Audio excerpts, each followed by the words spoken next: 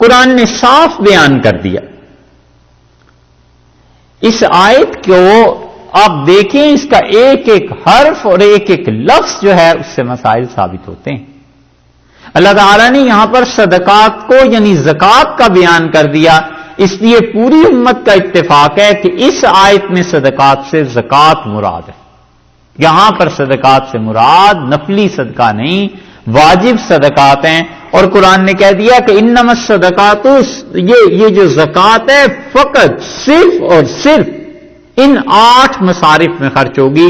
Number 1 فقراء، دوسرے مساکین، تیسرے والعاملین علیہا جس کے لیے کام کرتے ہیں، چوتھے والمؤلفۃ قلوبہم اور 5ویں رقاب، چھٹے غارمین، 7ویں فی سبیل اللہ اور 8ویں وابن السبیل. یہ 8 زکوٰۃ کے مصارف خدا نے متعین کر دیے. نما اور کوئی مصرف امت اپنے پاس سے نہیں لگا سکتی. ان 8 چیزوں میں 8 قسم کے لوگوں میں زکوٰۃ چلتی رہے گی، دائر رہے گی. پھر اس میں تقسیم دیکھیے، اللہ تعالی نے فرمایا للفقراء، لام آ گیا نا، والمساکین پھر بھی لام آ گیا شروع میں، والعاملین پھر لام آ گیا، والمؤلفہ پھر لام آ گیا، اور اس کے بعد فی کو ذکر کیا ہے، وفی الرقاب والغارمین وفی سبیل اللہ وابن السبیل. اگر آپ تقسیم دیکھیں تو فقراء 1، مساکین 2، عاملین علیہا جو بھی کام کریں گے 3، والمؤلفۃ قلوبہم یہ 4 جو تھے اللہ تعالی نے لام کے ساتھ ذکر کر دیے. اور 2 آگے جو آ رہے ہیں وفی الرقاب والغارمین، ان 2 کو اللہ تعالی نے فی کے تحت ذکر کر دیا میں. اور پھر آگے جو 2 آ رہے ہیں وفی سبیل اللہ وابن السبیل، ان کو پھر اللہ تعالی نے فی کے ضمن میں لے آئے.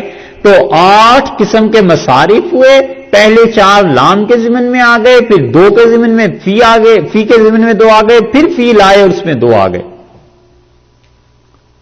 یہ جو اللہ تعالی نے تقسیم کی ہے اس کا مطلب یہ ہے کہ لام تو ہے یہ ملکیت کا، کہ للفقراء، ان صدقات کا، ان زکوٰۃ کے مالک ہیں فقراء.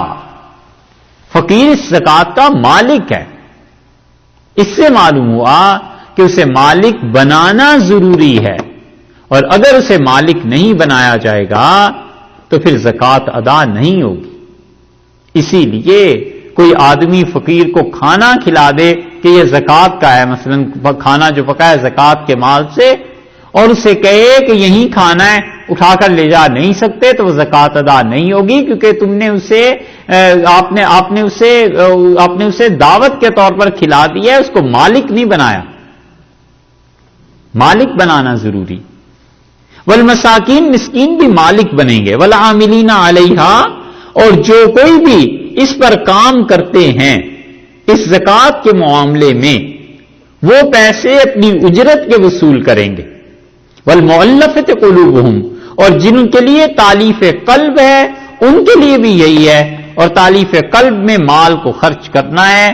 اور مؤلفۃ القلوب جو تھے، ابن حبیب رحمت اللہ علیہ نے کتاب المحبر جو سیرت پر ہے، انہوں نے 16 اشخاص کے نام دیے ہیں کہ رسول اللہ صلی اللہ علیہ وسلم نے مؤلفۃ القلوب میں یہ پیسے خرچ کیے. مؤلفۃ القلوب کا مطلب یہ تالیف قلب، جن کا دل رکھنا ہے، جن کو اسلام کی طرف مائل کرنا ہے، یا مسلمان جو ہیں اور نئے نئے مسلمان جو ہیں انہیں مزید اسلام پر جو جمانا ہے، اسلام کی طرف مزید مائل کرنا ہے، ان مسلمانوں پر تم پیسے خرچ کرو گے زکوٰۃ کے. گھر سے نکال دیا کسی کو بچوں نے، اس پہ زکوٰۃ کے پیسے خرچ کرو. اور رسول اللہ صلی اللہ علیہ وسلم نے 16 آدمیوں کے نام محبر میں لکھے ہیں انہوں نے. اور ابو بکر جساس رازی رحمت اللہ علیہ جو حنفی فقیہ ہیں، انہوں نے اس موقع پہ 15 نام گنوائے ہیں. اور پھر انہوں نے قرطبی رحمت اللہ عنہ بھی کئی ناموں کا ذکر کیا ہے. اور 14 آدمی 16 میں سے ایسے تھے کہ ایک ایک آدمی کو رسول اللہ صلی اللہ علیہ وسلم نے 100 اونٹ دیے. 100 اونٹ 14 آدمیوں کو ملے تو 1400 اونٹ ہو گئے. اور باقی جو تھے انہیں 50 اونٹ دیے. 1400 اونٹ کی مالیت آج کل کتنی ہوتی ہوگی، یا 100 کی کتنی ہوتی ہوگی؟ پتہ نہیں 15-20 لاکھ ہوتی ہوگی ہے نا. اتنا پیسہ دیا ہے, اتنی چیزیں دی ہیں. اس ہستی کا دل تھا سمندر تھا, ہاتھ تھا کہ سمندر تھا. رسول اللہ صلی اللہ علیہ وسلم کے ہاں یہ چیزیں تھیں. اللہ نے فرمایا مؤلفۃ القلوب, 4 ہو گئے, یہ 4 کو مالک بنا. وفی الرقاب, اور فی جو ہے نا یہ ظرفیت کے لیے استعمال ہوتا ہے کہ بس زکوٰۃ کا پیسہ تو تم رکھ دو. پہلے تو پھر کچھ کم تھا, مالک بنا دو. ایک بات ہوئی. زیادہ تائید پیدا کرنے کی, یہ جو آگے ہم ذکر کر رہے ہیں بس پیسہ زکوٰۃ کا ان میں رکھ دو. فی ظرفیت کے معنی میں نا کہ اس برتن میں, اس جگہ پہ زکوٰۃ تو ان کے اندر ہے. الرقاب, غلاموں کو چھڑانے میں. والغارمین, اور لوگوں کا قرضہ ادا کرنے میں زکوٰۃ کو بس اس پہ رکھ دو. افضل ترین زکوٰۃ فقہا نے لکھی ہے یہ ہے کہ کسی انسان کے قرضے کی ادائیگی میں دے دیجیے. اور پھر اس کے بعد فرمایا وفی سبیل اللہ, دوبارہ لائیں, یعنی ان سے بھی بڑھ کر اگر تم نے خرچ کرنا ہے زکوٰۃ کو خدا کی رضامندی کے لیے تو اللہ کی راہ میں خرچ کرنا. وابن السبیل, اور ان کو جو مسافر ہیں بس ان کو زکوٰۃ دینا. فریضۃ من اللہ, اللہ کی طرف سے یہ فریضہ ہے, خدا نے اسے ضروری قرار دیا ہے, یہ فرض ٹھہرا دیا ہے اللہ نے. واللہ علیم حکیم, اور اللہ علم والا ہے, حکمت والا.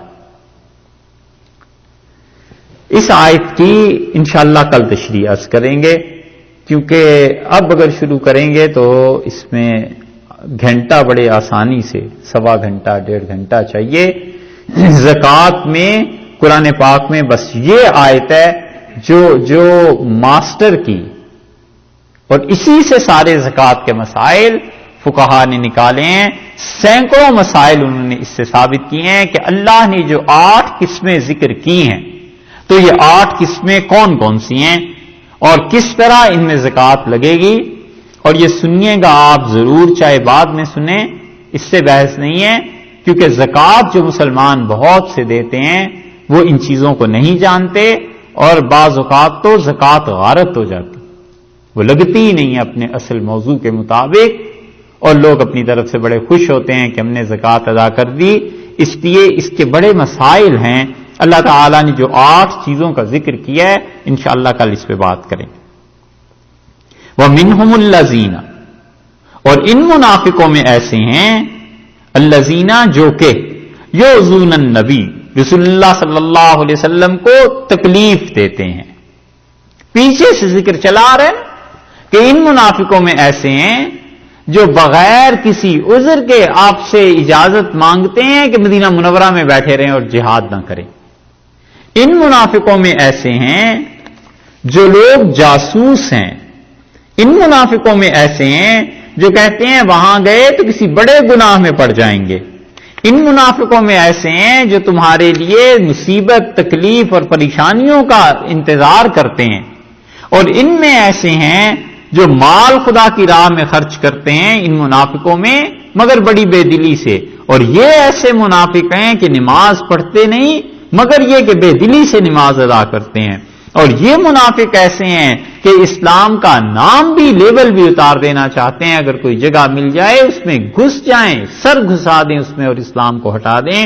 اور ان منافقوں میں ایسے ہیں جو آپ کو تانے دیتے ہیں کہ آپ مال کی تقسیم ٹھیک نہیں کرتے. ہم کہتے ہیں کہ مال ان 8 آدمیوں میں تقسیم ہوگا, اور فریضۃ من اللہ, یہ اللہ نے فرض قرار دیا ہے. وَمِنْهُمُ الَّذِينَ, اور ان منافقوں میں ایسے ہیں يُؤْذُونَ النَّبِيَّ, جو رسول اللہ صلی اللہ علیہ وسلم کو تکلیف دیتے. دیکھا آپ نے, یہ ربط اب ایسے ملتا ہے کہ یہ ایسے منافقین ہیں جو رسول اللہ صلی اللہ علیہ وسلم کے لیے باعث تکلیف بنتے ہیں, پریشانی کا موجب بنتے ہیں. رسول اللہ صلی اللہ علیہ وسلم کو تکلیف دینا حرام ہے, اور آج صلی اللہ علیہ وسلم کو تکلیف جن چیزوں سے پہنچتی ہے آدمی کو اپنے آپ کو بڑا ان چیزوں سے باز رکھنا چاہیے, حتیٰ کہ وفات کے بعد اب بھی. اور آج صلی اللہ علیہ وسلم کو تکلیف پہنچنا ان کی حیات طیبہ میں ایسے بھی ہوا ہے صحابہ کرام رضی اللہ عنہ سے کہ کوئی بات صحابہ رضی اللہ عنہ کو نہیں معلوم تھی اور وہ کام کر لیا، اور رسول اللہ صلی اللہ علیہ وسلم نے بعد میں اپنی طرف سے اظہار فرما دیا کہ یہ کام مناسب نہیں ہوا، لیکن چونکہ صحابی رضی اللہ عنہ نے نہ ہی تو رسول اللہ صلی اللہ علیہ وسلم کو تکلیف دینے کی غرض سے یہ کام کیا ہے اور نہ ہی اس انسان کی کوئی نیت تھی، اس لیے اس پر اس کا اطلاق نہیں ہو سکتا۔ اجتہاد میں بہت سی چیزیں، کسی آدمی نے کوئی کام کر لیا اور حضرت صلی اللہ علیہ وسلم نے بعد میں بتایا کہ یہ کام مناسب نہیں تھا، تو کوئی ایسی بات نہیں، معافی بھی ہو گئی، اللہ کی طرف سے اطلاع بھی ہو گئی۔ کئی واقعات ایسے، ایک لشکر گیا اور ان میں 2 آدمی تھے، انہیں رات کو غسل کی ضرورت پیش آئی اور انہوں نے اپنے لشکر کے امیر سے جا کے دونوں نے پوچھا کہ کیا کریں، انہوں نے کہا غسل کرو۔ ان کا غسل کیسے کریں، اتنی سردی ہے اور پانی شدید ٹھنڈا ہے، انہوں نے کہا نہ غسل کرو۔ ایک صاحب نے غسل کر لیا اور دوسرے نے رسول اللہ صلی اللہ علیہ وسلم سے آ کے عرض کیا کہ اللہ کے رسول، ایسے ہم 2 دوست تھے، ایسی چیز پیش آ گئی اور اس طرح انہوں نے فتویٰ دیا اور انہوں نے کہا غسل کرو، اور اس نے نہایا اور دوپہر کو اسے بخار ہوا اور شام تک ختم ہو گیا، اور میں نے اپنے کپڑے اتارے اور مٹی میں لوٹ پوٹ کیا۔ تو حضرت صلی اللہ علیہ وسلم نے فرمایا کہ بلاؤ اس کو جس نے یہ بات کہی تھی کہ غسل کرے۔ بلایا گیا تو رسول اللہ صلی اللہ علیہ وسلم سخت ناراض ہوئے اور آپ نے فرمایا انت قتلتا، تو نے اسے قتل کیا ہے اور تمہیں پتا نہیں تھا کہ تم اسے آسانی کا حکم سناتے؟ اللہ نے دین کو اور مجھے کوئی اس لیے بھیجا ہے کہ لوگوں کو مشکلوں میں ڈال دیں؟ اور حضرت صلی اللہ علیہ وسلم یہ جو تم نے کیا کہ سارے جسم کو مٹی میں لوٹا لیا، ایسے نہیں، یکفی کا قضا و قضا، بس ایسے اور ایسے کافی تھا، یعنی تیمم کر لیتے، اور رسول اللہ صلی اللہ علیہ وسلم نے بتایا کہ تیمم ایسے ہوتا ہے اور ایسے ہوتا ہے اشارے سے، کہ بس یہ کر لیتے کافی تھا۔ اب جو اس سے حضرت صلی اللہ علیہ وسلم کو پریشانی اور تکلیف پہنچی ہے، یہ کوئی کفر اسلام کا مسئلہ نہیں ہے، تربیت کی ایک چیز ہوئی۔ یہ ہے وہ چیز جو شیعہ سارے کے سارے صحابہ کرام رضی اللہ عنہم کے ان واقعات میں کہتے ہیں جہاں جہاں یہ آتا ہے کہ حضرت صلی اللہ علیہ وسلم نے کسی پہ ناراضگی کا اظہار کیا۔ اور ہمارے حضرت شاہ عبد العزیز صاحب رحمۃ اللہ علیہ نے تو 100 باتوں کی ایک بات کہی۔ انہوں نے کہا حضرت علی رضی اللہ عنہ جب مکہ مکرمہ میں آئے تھے تو یہ تو تم سب مانتے ہو کہ امیر المومنین رضی اللہ عنہ ابو جہل کی بیٹی سے نکاح کرنے کے لیے مکہ مکرمہ میں لوگوں نے ان پہ زور دیا کہ آپ ابو جہل کی بیٹی سے نکاح کر لیں، اور حضرت علی رضی اللہ عنہ کچھ راضی بھی ہو گئے، اور یہ اطلاع ہوئی حضرت فاطمہ رضی اللہ عنہ کو، اور انہوں نے جا کے رسول اللہ صلی اللہ علیہ وسلم سے عرض کیا۔ تو بڑی مشہور حدیث ہے، بخاری شریف میں بھی کئی جگہ پہ آئی ہے کہ حضرت صلی اللہ علیہ وسلم نے لوگوں کو جمع کیا اور آپ نے فرمایا لوگوں جو چیز اللہ نے حلال اور جائز کیا ہے میں اسے حرام نہیں کرتا۔ 4 شادیاں کر سکتے ہیں علی رضی اللہ عنہ، مراد یہ تھی میں اسے حرام نہیں کہتا، اور فرمایا جو چیز اللہ نے حرام کیا ہے میں اسے حلال بھی نہیں کہتا، یعنی حلت اور حرمت اللہ کی طرف سے۔ اور آپ نے فرمایا اما علی رہ گئے علی، تو اگر وہ یہ چاہتے ہیں کہ ابو جہل کی بیٹی سے نکاح کر لیں وہ میری بیٹی کو طلاق دے دیں۔ واللہ لا تجمع بنت رسول اللہ، اللہ کی قسم رسول اللہ صلی اللہ علیہ وسلم کی بیٹی اور اللہ کے دشمن کی بیٹی یہ دونوں ایک گھر میں نہیں رہ سکیں گی۔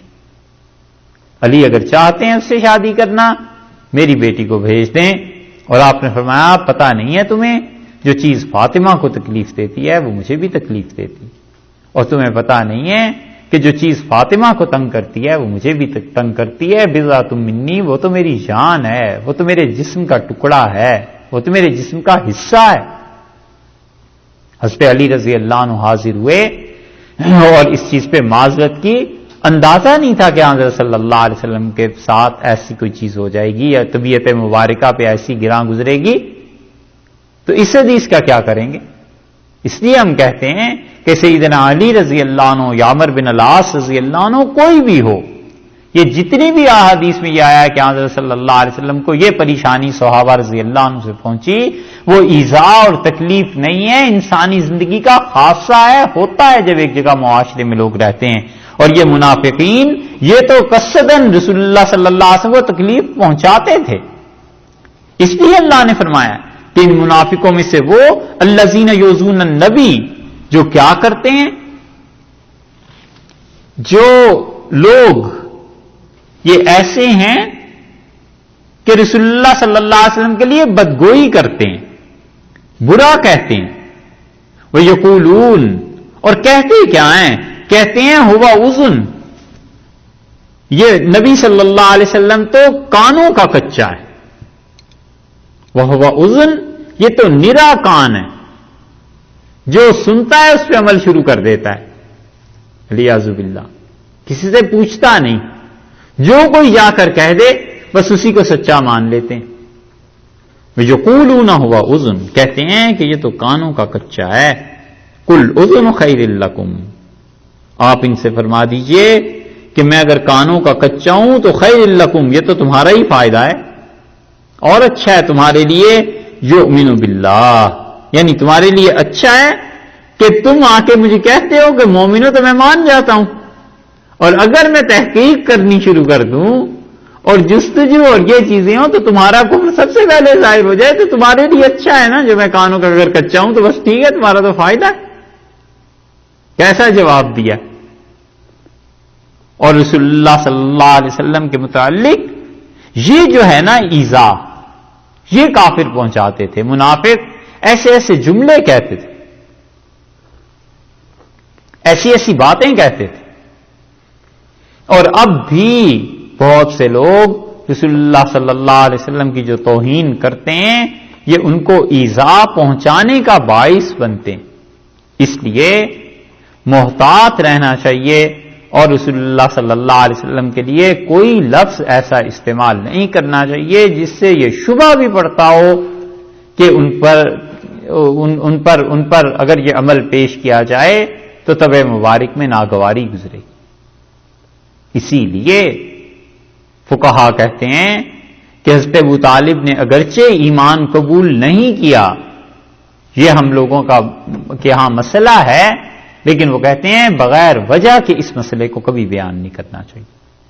کہ کیا ضرورت پڑی ہے کہ رسول اللہ صلی اللہ علیہ وسلم کو تبھی ایذا پہنچنے کا خدشہ ہے کہ یہ جملہ، یہ عمل، یہ گفتگو اگر ان کی طبع مبارک ان کے پاس پیش کی جائے تو ان کی طبع مبارک پہ ناگوار گزرے گا، تو اس لیے نہ کرے ایسے. یہ جو لوگ خدا کی توحید کے غلبے اور جوش میں لہک لہک کے ایسے قصے بیان کرتے ہیں، منع کرنا چاہیے انہیں کہ جب ضرورت کی بات ہو تو کرو، جب نہ ضرورت ہو تو ان چیزوں کو نہ چھیڑو. اور اس سے بھی بڑھ کے آگے سورہ توبہ میں ایک بات آ رہی ہے، لوگ حضرت صلی اللہ علیہ وسلم کے والدین پر پہنچ جاتے ہیں. بالکل اس مسئلے میں نہیں بولنا چاہیے، چپ رہے آدمی. کوئی خدا نے قبر میں قیامت میں کسی جگہ پہ پوچھنا ہے روک کے کہ تمہارا کیا عقیدہ ہے؟ یہ بات تو آئے گی وہاں. یہ چیز ہے. اللہ نے فرمایا ان سے کہیے کہ اگر کانوں کا کچا ہوں تو یہ تمہارے لیے اچھا ہے. اور پھر اللہ تعالی نے اپنی بات شروع کی، فرمایا یؤمن باللہ، یہ ہمارے رسول صلی اللہ علیہ وسلم تو ایسے ہیں ایمان لائے ہیں اللہ کے ساتھ. یؤمن کے بعد با آ گیا نا، باللہ با، تو یؤمن باللہ کا اس با کا جب صلہ اس کے ساتھ آیا تو اس کا مطلب ہے شرعی طور پر ایمان لائے ہیں اللہ پر، اللہ تعالی کو مانتے ہیں، اس کی ذات اور صفات کے حضرت صلی اللہ علیہ وسلم پوری طرح قائل ہیں، یقین ہے انہیں اللہ پر. وہ یؤمنو، اور رسول اللہ صلی اللہ علیہ وسلم یقین رکھتے ہیں للمومنین، مسلمانوں کی بات پر. یہاں یہ جو دوسرا یؤمنو آیا ہے یہاں لغوی معنی مراد ہیں، یعنی حضرت صلی اللہ علیہ وسلم کیونکہ اس کا صلہ لام کے ساتھ ہے نا، یؤمن للمومنین، یؤمن باللہ اور یؤمن للمومنین، پہلے با آ گیا اور یہاں پہ لام آ گیا تو معنی بدل گئے. یؤمن باللہ، اللہ پر ایمان لائے ہیں، یہ تو سمجھ میں آتا ہے کیونکہ اللہ کی ذات پر، اس کی صفات پر، اس کے قرآن پر، اس کے قول اور کلام پر ایمان والوں پر ایمان لائے ہیں. اس کا کیا مطلب ہوا؟ تو اس لیے مفسرین کہتے ہیں کہ یہاں یؤمنو کا ترجمہ لغت سے کیا جائے گا، یعنی رسول اللہ صلی اللہ علیہ وسلم ایمان لائے اللہ پر، وہ ایمان جو شریعت میں مطلوب ہے، یہاں پر شرعی ایمان ہے، اور رسول اللہ صلی اللہ علیہ وسلم یقین کرتے ہیں ایمان والوں کا کہ ایمان والے ان سے جو بات کہتے ہیں سچ کہتے ہیں۔ تم جو کہتے ہو کہ وہ سنی سنائی پہ عمل کر لیتے ہیں، تو رسول اللہ صلی اللہ علیہ وسلم ایمان والوں کا اعتبار کرتے ہیں، تم اپنے آپ کو ایمان والا بناؤ تاکہ تمہارا اعتبار ہو جائے۔ ورحمت، اور رسول اللہ صلی اللہ علیہ وسلم تو رحمت ہیں، للذین آمنوا منکم، ان لوگوں کے لیے تم میں سے جو بھی ایمان لائے ہیں، اللہ کے رسول علیہ الصلوۃ والسلام تو خدا کی رحمت ہیں۔ دیکھا نبی کریم صلی اللہ علیہ وسلم کو اللہ تعالی نے سراپا رحمت قرار دے دیا، اسی لیے دوسری جگہ پر فرمایا ہے کہ حضرت صلی اللہ علیہ وسلم جو ہیں، اللہ تعالی نے فرمایا ہے کہ وما ارسلناک الا رحمۃ للعالمین، ہم نے تو آپ کو تمام کائنات کے لیے، خدا نے آپ کو رحمت بنا کر بھیجا ہے۔ یہاں پر بھی فرما دیا ہے کہ نبی کریم صلی اللہ علیہ وسلم تو رحمت ہیں نرے ایمان والوں کے لیے۔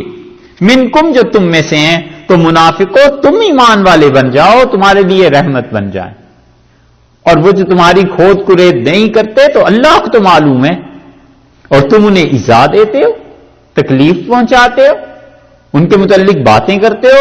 والذین یؤذون رسول اللہ، اور جو لوگ بدگوئی کرتے ہیں، برا کہتے ہیں رسول اللہ صلی اللہ علیہ وسلم کو، لہم عذاب علیم، ان کے لیے دکھ کی مار ہے،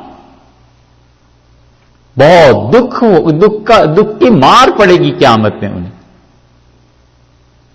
منافق جو تھے وہ رسول اللہ صلی اللہ علیہ وسلم پر یہی طعن کرتے تھے کہ یہ شخص کان بس اس کے ہیں، جو سنتا ہے عمل کر لیتا ہے، اور نبی کریم صلی اللہ علیہ وسلم اپنے وقار عزت کی وجہ سے جھوٹ پہچانتے تھے، یہ مجھ سے جھوٹ بول رہے ہیں، نہیں پکڑتے تھے، تغافل فرماتے۔ اور یہ بے وقوف منافق یہ سمجھتے تھے کہ رسول اللہ صلی اللہ علیہ وسلم نے سمجھا ہی نہیں، انہیں پتہ ہی نہیں چل رہا۔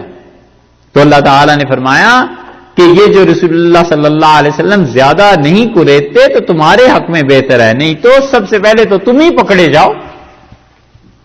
اور یہ ہوا کرتا ہے، بڑے ظرف اور اخلاق کے جو لوگ ہوتے ہیں، وہ کوئی جھوٹ بھی سامنے بولتا رہے تو چپ رہتے ہیں کہ چلو یہ خوش ہو جائے، بچہ ہے، پتا ہوتا ہے کہ ہمارا کیا نقصان ہے، کسی کا کیا بگڑنا ہے، کہتے ہیں اچھا تم جھوٹ بول لو، خوش ہو جاؤ۔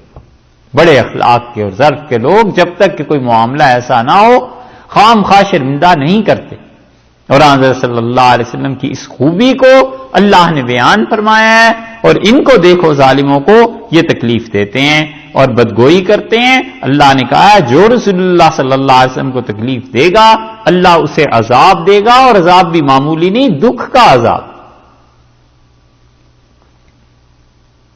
اور حضرت صلی اللہ علیہ وسلم نے اپنی ایذا کی چیزیں بتائیں کہ کون کون سی چیزوں سے مجھے تکلیف پہنچتی ہے، بتا دیا نا کہ فاطمہ رضی اللہ عنہا کو تکلیف دینا یہ مجھے تکلیف دینا ہے، اس حدیث میں آیا۔ صحابہ کرام رضی اللہ عنہ پہ تنقید کرنا، حضرت صلی اللہ علیہ وسلم نے پوری حدیث کے ذخیرے میں اب تک ہمیں 2 روایات ایسی ملی ہیں جن پہ رسول اللہ صلی اللہ علیہ وسلم نے اللہ کا واسطہ دیا ہے کہ یہ کام نہ کرنا، اس گناہ میں نہ پڑنا۔ ایک تو تقدیر کے بارے میں آپ نے کہا کہ اللہ میں اللہ کا واسطہ دیتا ہوں، خدا کا واسطہ ہے تقدیر پہ بحث نہ کرنا، تم میں سے جو آدمی بھی اس پہ بحث کرے گا اللہ اس سے ضرور بحث کرے گا، اور اللہ جس سے بحث کرے گا وہ ہار جائے گا۔ اور ایک جگہ آیا ہے رسول اللہ صلی اللہ علیہ وسلم نے فرمایا بندوں کے نامہ اعمال جب پیش ہوں گے تو اللہ تعالیٰ پوچھیں گے کہ اس میرے بندے کا تقدیر پر کیا ایمان تھا، فرشتے عرض کریں گے کہ اللہ یہ کہتا تھا کہ آمنت باللہ وقدرہ، میں اللہ پر ایمان لایا اور اس کی تقدیر پہ۔ اللہ تعالیٰ پوچھیں گے فرشتوں اس نے بحث کی تھی؟ فرشتے عرض کریں گے پروردگار کوئی بحث نہیں کی تھی۔ حکم ہوگا جب اس نے بحث نہیں کی تو ہم بھی اس سے کچھ نہیں پوچھتے، اور جس کے نکل آئے گا کہ یہ بحث کرتا رہا ہے نبی کریم صلی اللہ علیہ وسلم نے فرمایا اللہ اس سے بحث کرے گا اور جس سے اللہ بحث کرے گا اسے ہرا دے گا. ایک تقدیر کے بارے میں اور ایک صحابہ رضی اللہ عنہ کے بارے میں آپ نے فرمایا اللہ فی اصحابی، اللہ کا واسطہ دیتا ہوں، خدا کا واسطہ ہے میرے صحابہ رضی اللہ عنہ کو برا نہ کہنا. فمن احبہم، جو انہیں اچھا سمجھتا ہے ان سے محبت کرتا ہے، فبحبی احبہم، وہ میری ہی وجہ سے تو ان سے محبت کرتا ہے. میں نے ہی تو ان کی تربیت کی ہے، میں نے ہی تو انہیں اس مقام تک پہنچایا ہے، انسانیت کے اعلیٰ ترین مقام تک. ومن ابغضہم، اور جو انہیں برا کہتا ہے، فببغضی ابغضہم، وہ میری وجہ سے تو برا کہتا ہے، گویا وہ مجھے ہی تو تانا دیتا ہے کہ یہ تربیت تھی. گھروں میں شادیاں ہوتی ہیں نا، اور بہو کچھ خراب کام کر دے تو ساس پہلی بات یہ کرتی ہے کہ اچھا تمہارے ماں باپ نے یہ تربیت کی تھی، یہ تربیت ہوئی ہے تمہاری. تو وہ اصل میں اس کے ماں باپ کو ہی تو گالی پہنچتی ہے.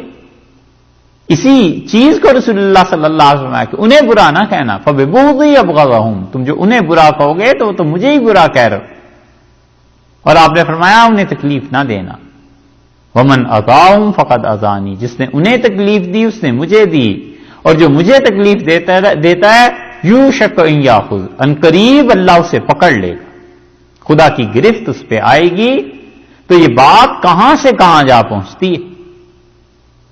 اس لیے تاریخ کی بڑی سے بڑی چیز بھی کتاب و سنت سے تو بہرحال کم ہے. اللہ کی کتاب نص ہے یار، خدا کی کتاب قطعی ہے، وحی ہے، اور رسول اللہ صلی اللہ علیہ وسلم کی احادیث ان کا بڑا مقام ہے. تاریخ اس کے بعد کہیں آتی ہے. تو تاریخی روایات کو دیکھ کے پڑھ کے اور قرآن و حدیث کی بات کو بھول جانا یہ بھی گمراہی کی علامات میں سے ہے. انسان یہ نہ کرے، بس یہ دیکھے کہ خدا نے ان کے بارے میں کیا کہا، رسول اللہ صلی اللہ علیہ وسلم نے ان کے بارے میں کیا کہا. وہ تو سراپا رحمت تھے، اور انہیں تکلیف دینا حضرت صلی اللہ علیہ وسلم کو فرمایا اللہ عذاب دے گا. یحلفون باللہ، یہ منافق اللہ کے نام کی قسمیں اٹھاتے ہیں، لکم تمہارے لیے. قسمیں کس وجہ سے اٹھاتے ہیں؟ لیرضوکم، تاکہ تمہیں راضی کریں، صحابہ رضی اللہ عنہ کو راضی رکھیں. یہ اس لیے قسمیں اٹھاتے ہیں کہ مسلمان راضی رہیں، خوش رہیں. کرتوت سارے غلط کرتے ہیں، اور رسول اللہ صلی اللہ علیہ وسلم پر بھی تنقید علیہ باللہ، ان کی تقسیم پر بھی تنقید کہ مال نہیں ٹھیک بانٹتے، اور قسمیں آگے کھاتے ہیں، کہتے ہیں مسلمانوں سے کہ تم خوش رہو ہم سے. واللہ، اور اللہ و رسولہ، اور اس کے رسول صلی اللہ علیہ وسلم، احق کو ان کا زیادہ حق بنتا ہے کہ ان یرضوہ، کہ وہ انہیں راضی رکھیں، کہ یہ لوگ اس کو راضی رکھیں. یہ جو ہو کی ضمیر ہے یہ ضمیر ہے واحد، اور یہ کل بات ہو چکی کہ واحد کی ضمیر بول کے تثنیہ مراد لیا گیا ہے کہ اللہ اور اس کے رسول صلی اللہ علیہ وسلم زیادہ حق سکتے ہیں کہ یہ منافق انہیں راضی رکھیں، کیونکہ اگر انہیں راضی رکھیں گے تو پھر لامحالہ صحابہ رضی اللہ عنہ ان سے خوش ہوں گے. اور بعض حضرات کہتے ہیں کہ اگر اس یرغو کی ضمیر کو مان لیا جائے کہ یرغو ہو، یہ قریب ترین اس کا مرجع رسول اللہ صلی اللہ علیہ وسلم بنتے ہیں، یعنی حضرت صلی اللہ علیہ وسلم کا حق زیادہ بنتا ہے کہ منافق مدینہ منورہ میں انہیں خوش رکھیں، کیونکہ حضرت صلی اللہ علیہ وسلم مدینہ منورہ میں خوش رہیں گے تو اللہ بھی خوش رہے گا، باقی لوگ بھی خوش رہیں گے. اور بعض کہتے ہیں کہ یہ ضمیر اللہ کی طرف لوٹی کہ اللہ کو خوش رکھیں گے تو اللہ تعالیٰ رسول اللہ صلی اللہ علیہ وسلم کو ان سے خوش کر دے گا. اور مفسرین کا ایک گروہ اس طرف گیا ہے، وہ کہتے ہیں دونوں ہی مراد ہیں، اور کہتے ہیں کہ ایک ضمیر اس لیے لے آئے تاکہ یہ سبق سکھائیں کہ اللہ کی رضا اور رسول اللہ صلی اللہ علیہ وسلم کی خوشی کوئی الگ الگ چیزیں نہیں ہیں. جس چیز میں حضرت صلی اللہ علیہ وسلم خوش ہیں اللہ اس میں خوش ہے، اور جس چیز پہ وہ ناراض ہیں اللہ اس پہ ناراض ہے.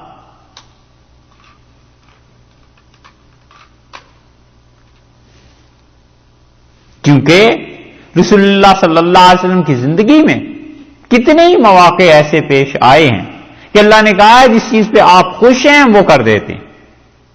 دوسرے پارے میں بھی آیا ہے، اللہ تعالیٰ نے فرمایا ہے کہ فَلَنُوَلِّيَنَّكَ قِبْلَةً، ہم اس کو قبلہ بنا دیتے ہیں جس پہ آپ خوش ہیں، راضی ہیں، بیت اللہ پہ. اور اس کی دلیل وہ حضرت عائشہ رضی اللہ عنہا کا جملہ ہے کہ ان کا ما اسرا علیک ربک، اللہ کے رسول اللہ کتنی جلدی کرتے ہیں کہ جو چیز آپ کے ذہن میں آئے، آپ کی طبیعت میں، خدا اس کے مطابق وہی نازل کر دے. یعنی اللہ تعالیٰ آپ کے قلب مبارک پر الہام فرماتے ہیں، پھر آپ ہی کی عزت، آپ ہی کی خوشی کے لیے اوپر سے وحی بھی آ جاتی ہے تاکہ لوگوں کو پتہ چلے کہ کوئی معمولی ہستی نہیں ہے، اللہ کے ساتھ ان کا ایسا تعلق ہے کہ اللہ کی خوشی اور ان کی خوشی اور اللہ کی ناراضگی ان کی ناراضگی ایک ہے. ان کانوا مومنین، اللہ نے فرمایا اگر تم مومن، منافقو اگر تم مومن ہو جاؤ تو تمہیں پتا چلے گا کہ اللہ اور اس کے رسول صلی اللہ علیہ وسلم جو ہیں وہ راضی رکھنے کے زیادہ حقدار ہیں.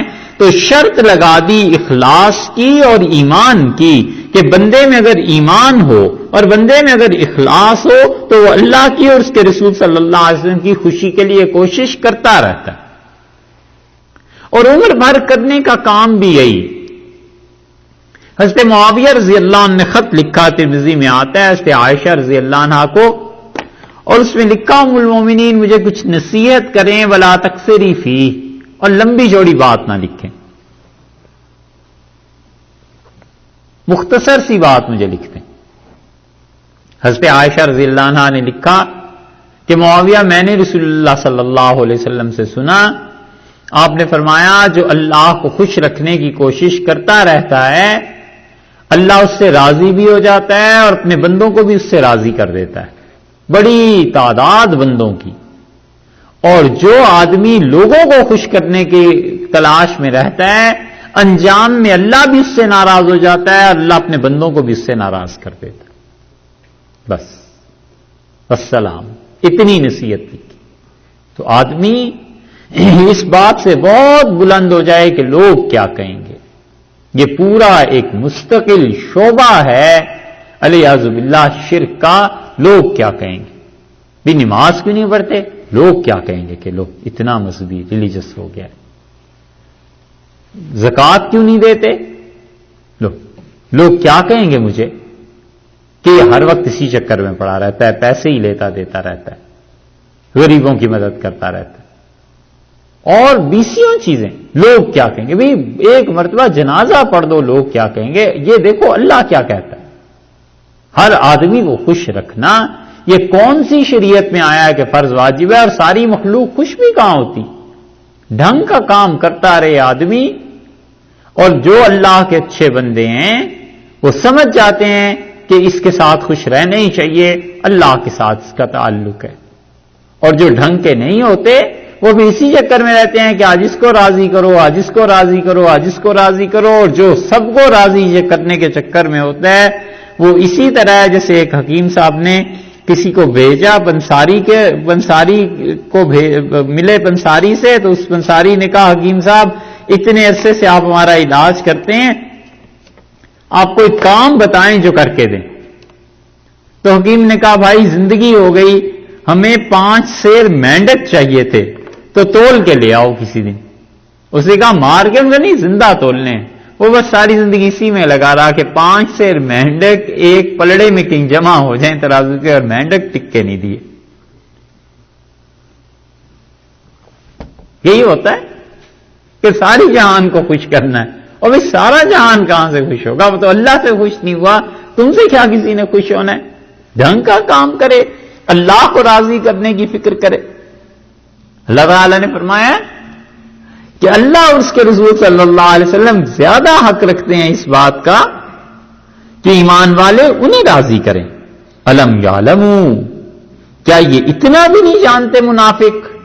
یہ ہے ڈانٹ، یعنی اتنی مدت کی تعلیم کے باوجود اور اتنا عرصہ مدینہ منورہ میں آپ نے گزارا ہے، آپ کو دیکھتے ہیں کیا انہیں اتنا بھی نہیں پتا انہ من یحادد اللہ، انہ من یحادد اللہ، کہ جو کوئی بھی مقابلہ کرے گا اللہ سے ورسولہ، اس کے رسول صلی اللہ علیہ وسلم سے، فإن لہ، سو بلا شک و شبہ اس انسان کے لیے نار جہنم، جہنم کی آگ ہے، خالدن فیہا، ہمیشہ ہمیشہ اس جہنم کی آگ میں رہے گا.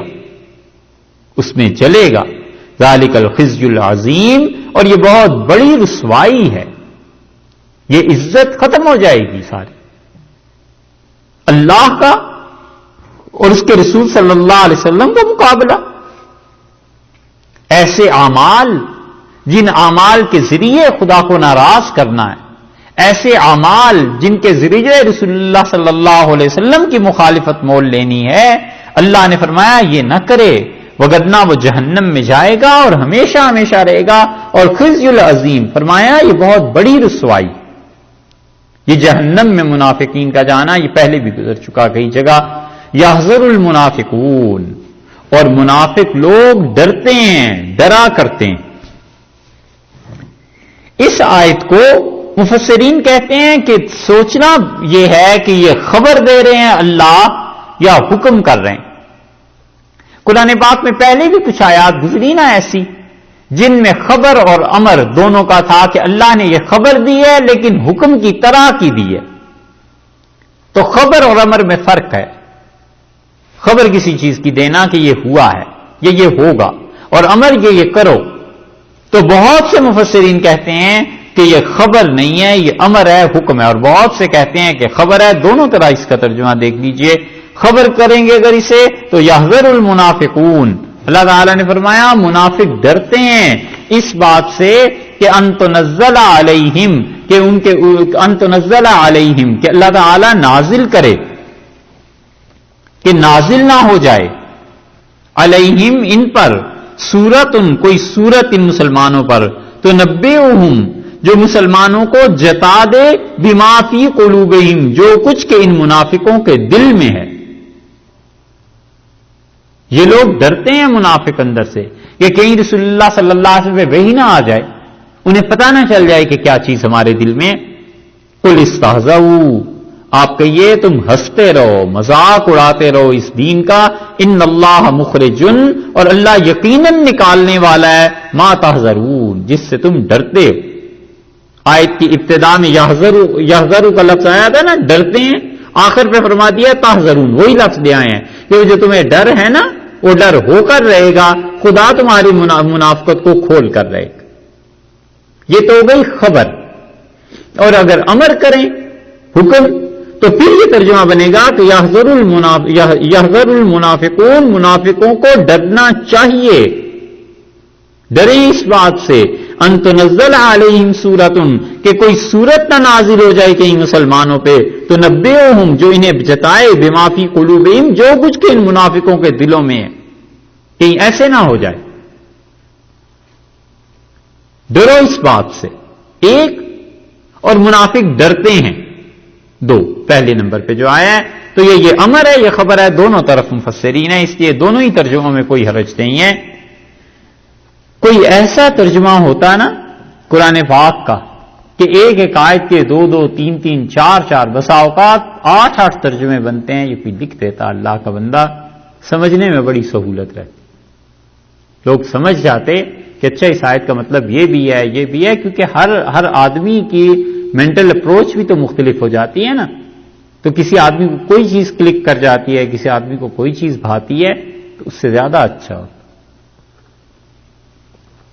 اور یہ بھی اندازہ ہو جاتا کہ بعض جگہ پر جو ترجموں کا اختلاف ہے وہ کوئی حق اور باطل کی بحث نہیں ہے، بلکہ وہ دونوں ہی ترجمے درست ہیں. اب اس آیت کے دونوں ترجمے اگر دو مختلف لوگ کریں گے دونوں ہی درست کریں گے، کوئی اس میں لڑائی جھگڑا تھوڑا ہی. اور ایسے ہی مواقع سے فائدہ اٹھاتے ہیں الیاذ باللہ گمراہ لوگ، اور وہ مسلمانوں میں پھر اسی بات کو کہتے ہیں فلاں نے یہ ترجمہ کیا، فلاں نے یہ ترجمہ کیا، دیکھو کس کا. چاہے کہ وہ دونوں ہی ٹھیک ہوتے ہیں، وہ دو مختلف اینگل سے کیے جاتے. تو اللہ تعالیٰ نے فرمایا یحذر المنافقون، منافقوں کو ڈرنا چاہیے اس بات سے. ڈریں کس بات سے؟ ان تنزل علیہم سورتن، کہ ان پر کوئی چیز نازل ہو. ایک اور بات بھی اس میں ہے، یہ ہم کی جو ضمیر ہے نا، ان تنزلہ کے بعد علیہم ایک، اور سورتن کے بعد پھر تنبئہم 2، بما فی قلوبہم 3، یہ تینوں مرتبہ ہم کی ضمیر آئی ہے انہیں، ان کو یہ کیا مراد ہے؟ یہ بھی بحث ہے. ایک کچھ لوگوں کا خیال یہ ہے کہ سیدھا سادہ اس کا مطلب یہ ہے کہ منافقوں کو اس بات سے ڈرنا چاہیے کہ ان تنزل علیہم کہ مسلمانوں پر نازل ہو، جیسے کہ بھی ترجمہ کیا صحابہ کرام رضی اللہ عنہ پہ نازل ہو سورتن کوئی سورت، یعنی نازل تو ہوگی رسول اللہ صلی اللہ علیہ وسلم پہ، وہ اطلاع دیں گے صحابہ رضی اللہ عنہ کو اور وہ آ کے ان سے بات کریں گے، تو نبئہم مسلمان جا کر صحابہ رضی اللہ عنہ انہیں نبع خبر دیں گے، جتائیں گے جا کے، بما جو کچھ کے فی قلوبہم جو کچھ ان منافقوں کے دلوں میں ہے یہ جا کر جتا دیں گے، کہیں گے کہ اللہ نے یہ سورت تمہارے لیے اب نازل کی ہے۔ ایک ترجمہ۔ دوسرا ترجمہ یہ کیا گیا ہے کہ در منافق کے ان تنزل علیہم کہ کوئی ان تنزل کہ نازل کر دی جائے، نازل ہو جائے علیہم ان کے بارے میں، منافقوں کے بارے میں۔ علیہم کا مطلب پہلے تو کیا نا صحابہ رضی اللہ عنہ پر کوئی چیز نازل ہو جائے، اب ترجمہ دوسرا یہ کرتے ہیں کہ منافقوں کو ڈرنا چاہیے کہ منافقوں کے بارے میں کوئی صورت نازل ہو جائے، تو نبئہم اور مسلمان آ کر خبر دیں بما فی قلوبہم جو کچھ کے ان کے دلوں میں ہے، منافقوں کے دلوں میں۔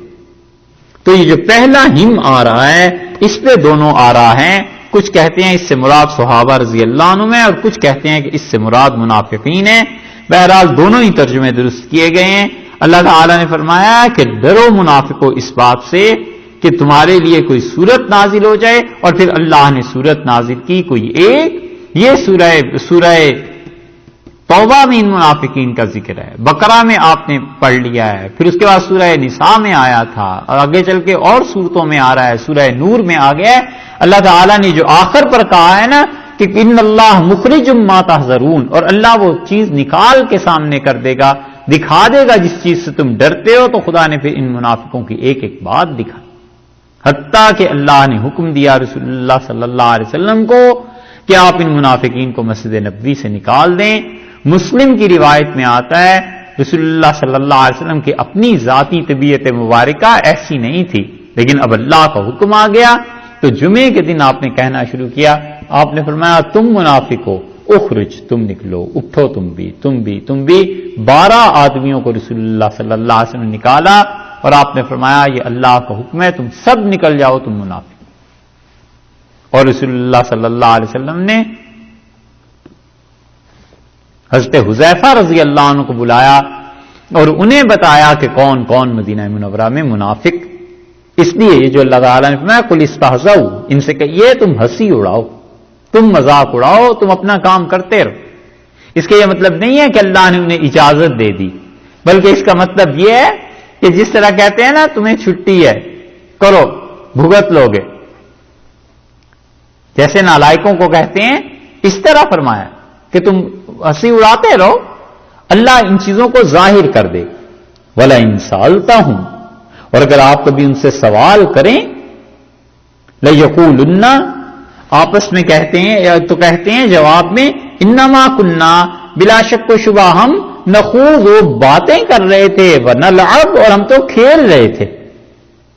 ہوا یہ کہ غزوہ تبوک میں ہی منافق رسول اللہ صلی اللہ علیہ وسلم کو برا بھلا کہہ رہے ہیں، آگے آگے جا رہے تھے، پیچھے رسول اللہ صلی اللہ علیہ وسلم تھے، انہیں پتہ نہیں چلا، تو حضرت صلی اللہ علیہ وسلم نے اس حرکت پہ پکڑ لیا اور آپ نے فرمایا یہ کیا کہہ رہے ہو؟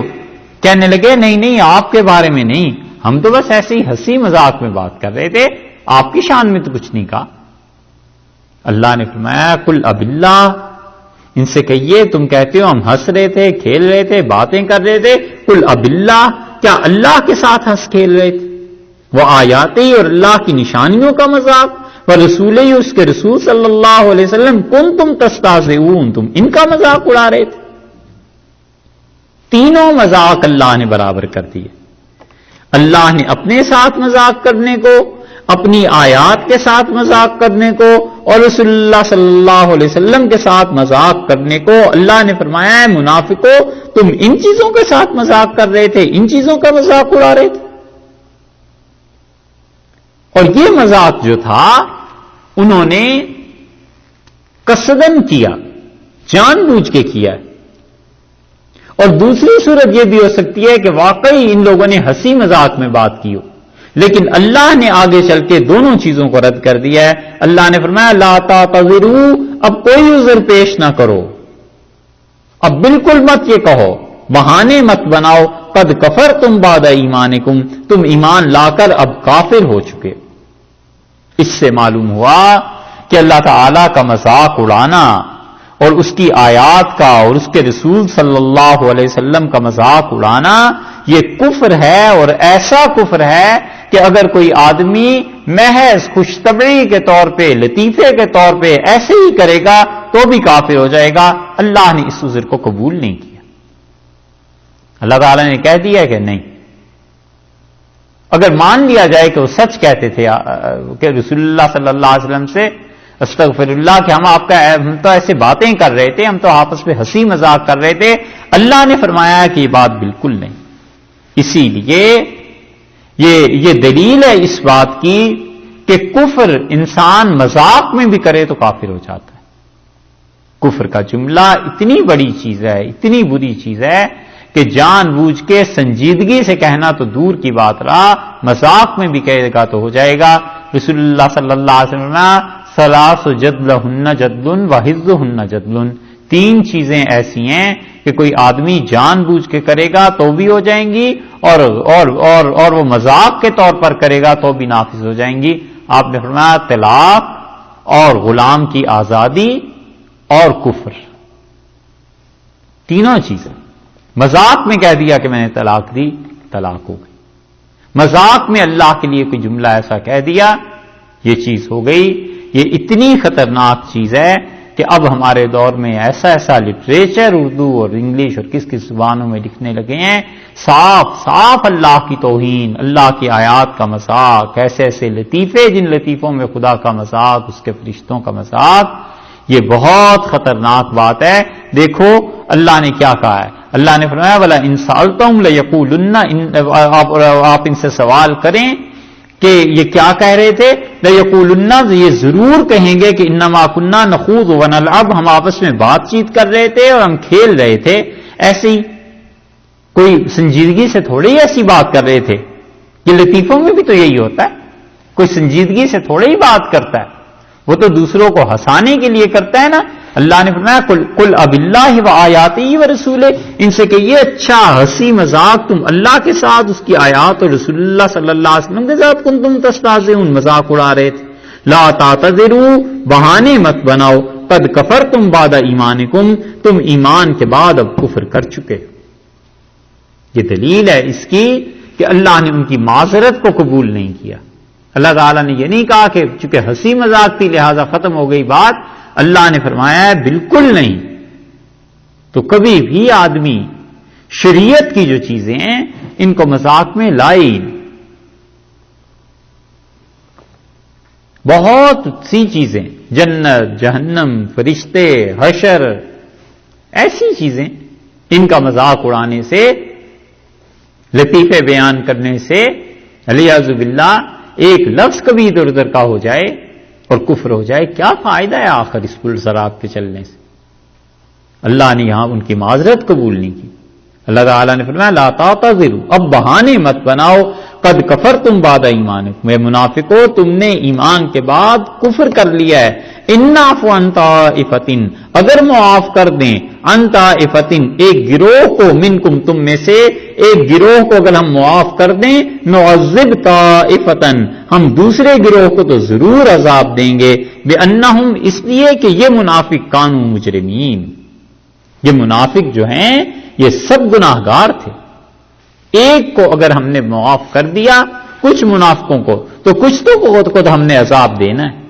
تو معلوم ہوا جو کوئی بھی آدمی دین کی باتوں سے مذاق کرتا ہے اگرچہ دل سے منکر نہ ہو تو وہ منافق تو ہو ہی جائے گا علیاذ باللہ. اس لیے ادب کا بڑا مقام ہے. ادب رکھے اللہ کا، اس کے رسول صلی اللہ علیہ وسلم کا، قرآن کا، حشر کا، جنت جہنم، ادب کی وجہ سے بات نہ کرے. سعدی نے کہا ہے نا، بے ادب محروم گشت از فضل رب، بے ادب آدمی اللہ کے فضل سے محروم ہو جاتا ہے. حضور اقدس صلی اللہ علیہ وسلم عرفات میں کھڑے تھے، اور مزدلفہ جانا تھا، اور آپ نے فرمایا اسامہ کہاں ہے؟ تو حضرت اسامہ رضی اللہ عنہ تھے نہیں، آپ رک گئے۔ اسامہ کے انتظار میں صحابہ کرام رضی اللہ عنہ دوڑے کہ اسامہ کو بلا کے لائیں، اور اسامہ آئے اور حضرت صلی اللہ علیہ وسلم سے پیچھے بٹھایا انہیں اور چلے۔ اور یمن میں ایک قبیلے والے تھے، انہوں نے کہا یہ چپٹی ناک اور یہ سیاہ رنگت، اس کا انتظار ہو رہا تھا۔ یہ سن لیا جن لوگوں نے سن لیا بس۔ حضرت ابوبکر رضی اللہ عنہ کے زمانے میں یمن میں جو قبیلہ مرتد ہوا وہ یہ لوگ تھے، اور صحابہ رضی اللہ عنہ کہتے تھے کہ یہ خدا نے ان سے ایمان چھینا ہے اس لیے کہ انہوں نے رسول اللہ صلی اللہ علیہ وسلم کے انتظار پر اعتراض کیا تھا۔ بے ادبی ہوئی نا، کہاں سے کہاں پہنچ گئے۔ اس لیے اللہ تعالیٰ نے فرمایا کہ منافقوں، اگر ہم تم میں سے ایک گروہ کو یہ توفیق دے دیں گے کہ وہ توبہ کر لے، اور اللہ نے دے دی۔ مثلا حضرت محشی بن حمیر رضی اللہ عنہ تھے، منافق تھے پکے، اور پھر آ کے رسول اللہ صلی اللہ علیہ وسلم سے اعتراف کیا، مسلمان ہوئے اور صحابہ رضی اللہ عنہ میں داخل ہو گئے، غزوہ یمامہ میں شہید ہوئے، رسول اللہ صلی اللہ علیہ وسلم کی ختم نبوت کے لیے ان کی شہادت ہوئی۔ اللہ کا یہ وعدہ پورا ہوا، اور بہت سے لوگ ان کی حالت ٹھیک ہو گئی۔ اللہ تعالیٰ نے فرمایا لیکن ایک گروہ اس کو ہم ضرور سزا دیں گے، کیونکہ وہ لوگ مجرم ہیں، گناہ گار ہیں، اللہ اور اس کے رسول صلی اللہ علیہ وسلم کا مذاق اڑانے والے ہیں۔ اور یہ مجرم جو تھے انہی کی تفصیل آگے اللہ تعالیٰ نے ارشاد فرمائی ہے، کل بات کریں گے۔ لیکن کل شروع کریں گے انشاءاللہ اس زکوٰۃ کی آیت سے، اسے ضرور آپ سن لیجیے۔